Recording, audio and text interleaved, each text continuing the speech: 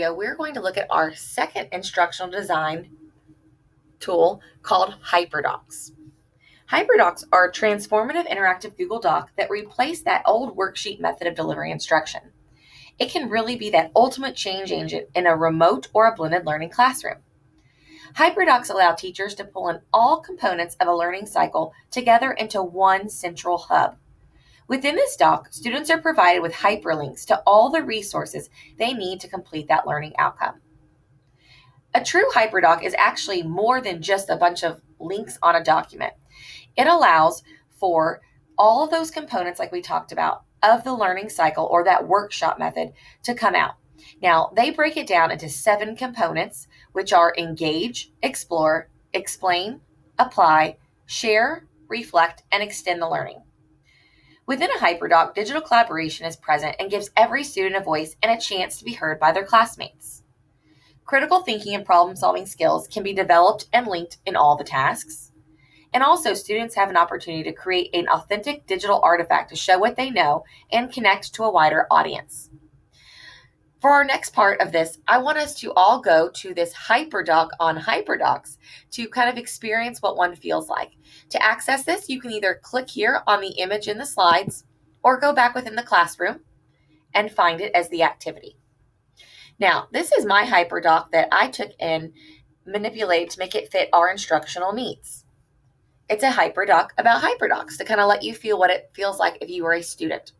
So as you can see, the HyperDoc is on one single Google Doc. Like I said, it links all of those components in one place. It is organized by those 7 components that we discussed, so it's easy to follow. Unlike a learning menu where students move around and choose what they want to complete, they start from top to bottom, but as you'll see here in a second, there is still choice within the tasks. So we start with engage here, and that reminds me of the beginning of your lesson where you try to pull your students in by asking them a question, maybe reading them a book, watching a clip of a video. Very similar. So I want you to look at that visual and then also continue with the directions. So after you look at that, it wants you to add to this digital T-chart, very similar to when you were in class. So instead of having a Post-it note to put up on an anchor chart, you're just doing it in a virtual way to still get all of your voices out and heard.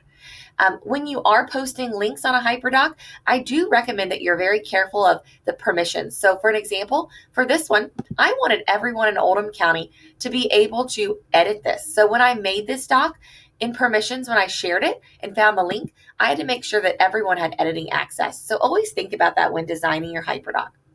And then you would continue as a learner. So I want you to continue that explore part.